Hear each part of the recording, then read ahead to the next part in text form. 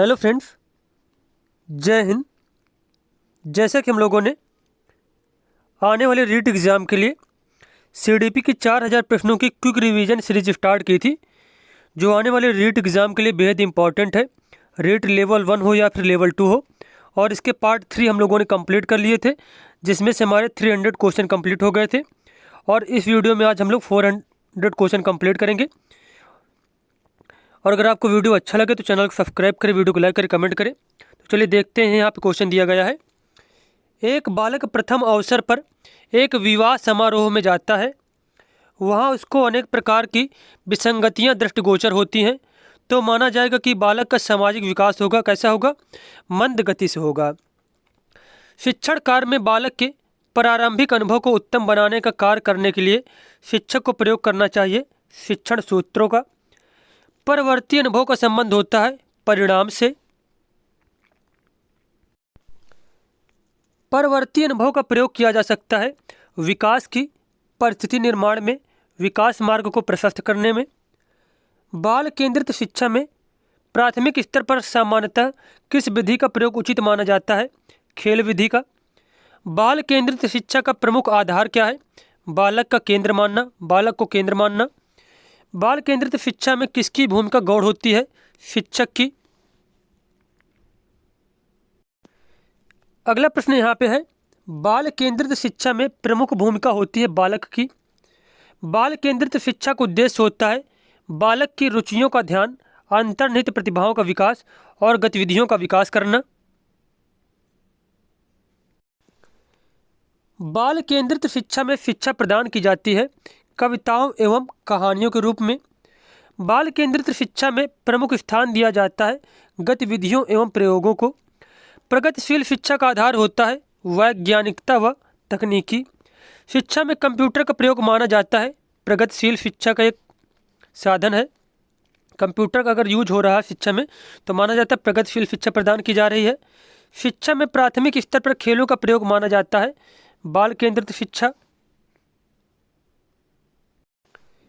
बालकों का वैज्ञानिक दृष्टिकोण विकसित करना उद्देश्य है बाल केंद्रित शिक्षा एवं प्रगतिशील शिक्षा का। शिक्षण प्रक्रिया में शिक्षण यंत्रों का प्रयोग किसकी देन माना जाता है? प्रगतिशील शिक्षा की देन। समाज में अंधविश्वास एवं रूढ़िवादिता की समाप्ति के लिए आवश्यक है प्रगतिशील शिक्षा। शिक्षण अधिगम प्रक्रिया को प्रभावी बनाना उद्देश्य है बाल केंद्रित शिक्षा एवं प्रगतिशील शिक्षा का। अगला क्वेश्चन है, शिक्षण अधिगम सामग्री में प्रोजेक्टर, दूरदर्शन एवं वीडियो टेप का प्रयोग करना प्रमुख रूप से संबंधित है प्रगतिशील शिक्षा से। बाल केंद्रित शिक्षा में प्रगतिशील शिक्षा में पाया जाता है घनिष्ठ संबंध। विशेष बालकों के लिए उनके शैक्षिक आवश्यकताओं की पूर्ति की जाती है बाल केंद्रित शिक्षा में। अगला प्रश्न यहाँ पे है, पाठ्यक्रम विविधता देन है बाल केंद्रित शिक्षा एवं प्रगतिशील शिक्षा की। छात्रों के सर्वांगीण विकास को उद्देश्य निहित है बाल केंद्रित शिक्षा एवं प्रगतिशील शिक्षा में। एक विद्यालय में जात के आधार पर बालकों को उनकी रुचि एवं योग्यता के आधार पर शिक्षा प्रदान की जाती है। इस शिक्षा को माना जाएगा बाल केंद्रित शिक्षा।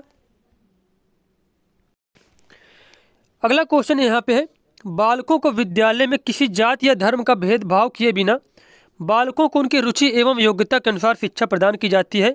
उनकी शिक्षा को माना जाएगा आदर्शवादी शिक्षा। कैसी शिक्षा? आदर्शवादी शिक्षा। अगला क्वेश्चन यहाँ पे दिया गया है, बाल केंद्रित शिक्षा एवं प्रगतिशील शिक्षा है एक दूसरे की पूरक। बाल केंद्रित शिक्षा एवं प्रगतिशील शिक्षा के विकास में महत्वपूर्ण योगदान है मनोविज्ञान, विज्ञान व तकनीकी का। एक बालक की लंबाई 3 फुट थी, 2 वर्ष बाद उसकी लंबाई 4 फुट हो गई। बालक की लंबाई में होने वाले परिवर्तन को माना जाएगा वृद्धि एवं विकास। क्या माना जाएगा? वृद्धि एवं विकास माना जाएगा। और मुख्य रूप से जब किसी व्यक्ति की लंबाई या भार में जो है वृद्धि होती है तो उसे अभिवृद्धि या फिर वृद्धि का भाग माना जाता है। स्किनर के अनुसार वृद्धि एवं विकास का उद्देश्य है प्रभावशाली व्यक्तित्व। अगला प्रश्न है, परिवर्तन की अवधारणा संबंधित है वृद्धि एवं विकास से।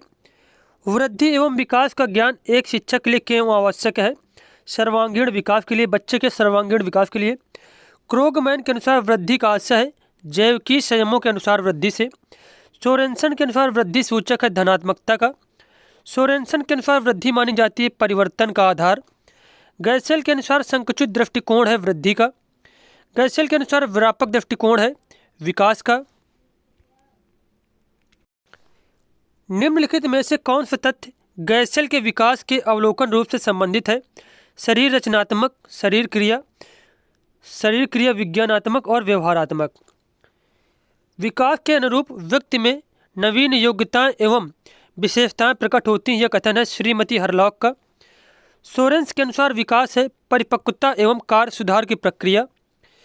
वृद्धि की प्रक्रिया चलती है गर्भावस्था से लेकर प्रौढ़ावस्था तक।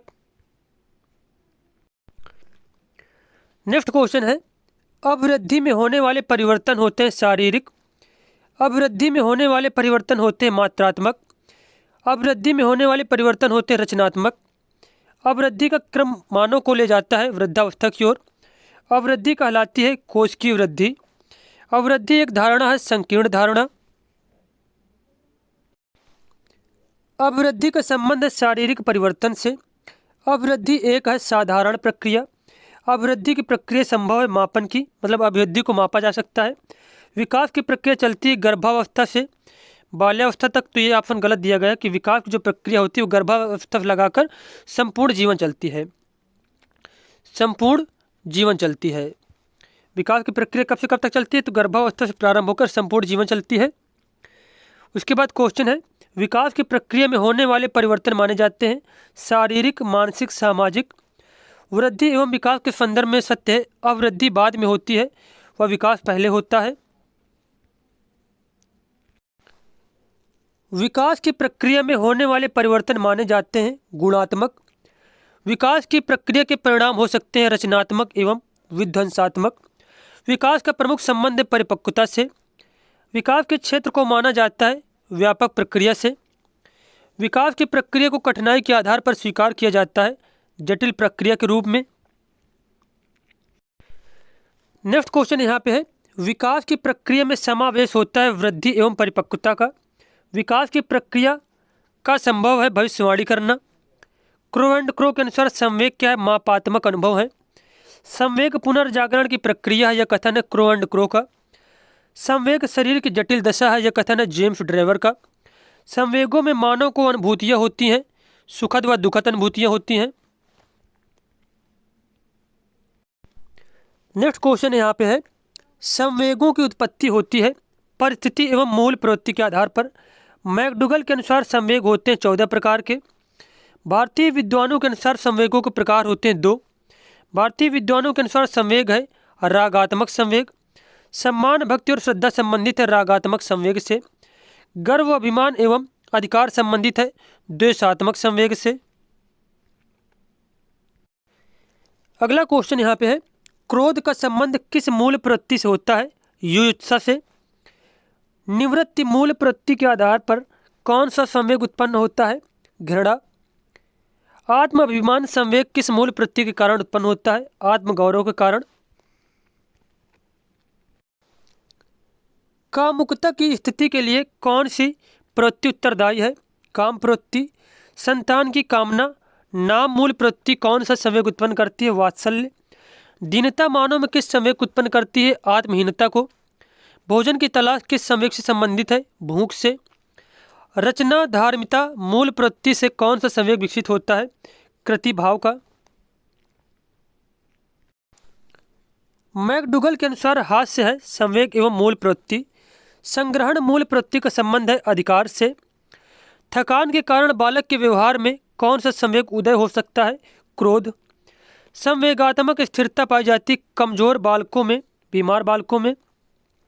संवेगात्मक स्थिरता किन बालकों में देखी जाती है? प्रतिभाशाली बालकों में। उसके बाद क्वेश्चन यहाँ पर दिया गया है, किस परिवार में बालक में संवेगात्मक स्थिरता उत्पन्न होगी? सुरक्षित परिवार में, प्रतिभाशाली परिवार में और सुखद परिवार में। माता पिता का किस प्रकार का व्यवहार बालकों के लिए संवेगात्मक स्थिरता प्रदान करता है? सकारात्मक व्यवहार। किस सामाजिक स्थिति के बालकों में संवेगात्मक स्थिरता पाई जाती है? निम्न आर्थिक स्थिति में, गरीब एवं दलित परिवारों में। अगला प्रश्न यहाँ पे है, एक बालक को अपने किए जाने वाले कार्यों पर समाज में प्रशंसा एवं पुरस्कार प्राप्त नहीं होता है तो उसका व्यवहार संवेगात्मक अस्थिरता से परिपूर्ण हो जाता है। बालकों में संवेगात्मक स्थिरता उत्पन्न करने के लिए शिक्षक को करना चाहिए सकारात्मक व्यवहार एवं आत्मीय व्यवहार। संवेगात्मक स्थिरता उत्पन्न करने के लिए विद्यालय में छात्रों को प्रदान करना चाहिए पुरस्कार, प्रेरणा और प्रशंसा। विद्यालय में संवेगात्मक स्थिरता प्रदान करने के लिए किस प्रकार की गतिविधियां आयोजित करनी चाहिए? पिकनिक हो गए, जैसे कि खेल हो गए, पर्यटन जैसी गतिविधियां। संवेगात्मक स्थिरता प्रत्यक्ष एवं अप्रत्यक्ष रूप से प्रभावित करती है शारीरिक विकास को, मानसिक विकास को, सामाजिक विकास को। आश्चर्य संवेग का उदय एक बालक में किस मूल प्रवृत्ति के कारण होता है? जिज्ञासा के कारण। समाजीकरण एवं व्यक्तिकरण एक ही प्रक्रिया के पहलू है, यह कथन है मैकाइवर का। किसका है? मैकाइवर का। विद्यालय समाज का लघु रूप है, यह कथन है डीवी का। वह प्रक्रिया जिसमें बालक अपने समाज में स्वीकृत तरीकों को सीखता है तथा अपने व्यक्तित्व का अंग बनाता है उसे कहते हैं सामाजिक परिवर्तन। अगला प्रश्न यहाँ पे दिया गया है, बालक के सामाजिकरण की सबसे महत्वपूर्ण संस्था है परिवार। बालक के सामाजिकरण के लिए प्राथमिक व्यक्ति कहा गया है माता को। बालक के सामाजिकरण चक्र का अंतिम पड़ाव बिंदु अपने समाहित करता है पास पड़ोस को। सामाजिकरण एक प्रकार का सीखना है जो सीखने वाले को सामाजिक कार्य करने के योग्य बनाता है। यह कथन किसका है? जॉनसन का। उसके बाद नेक्स्ट क्वेश्चन यहाँ पे दिया गया है, सामाजिकरण का आशय रॉस के अनुसार बालकों में कार्य करने की इच्छा विकसित करना है, समूह में अथवा एक साथ कार्य करने में। सामाजिकरण को सामाजिक अनुकूलन की प्रक्रिया किस विद्वान ने स्वीकार की है? रॉस ने। किसने स्वीकार किया है? रॉस ने।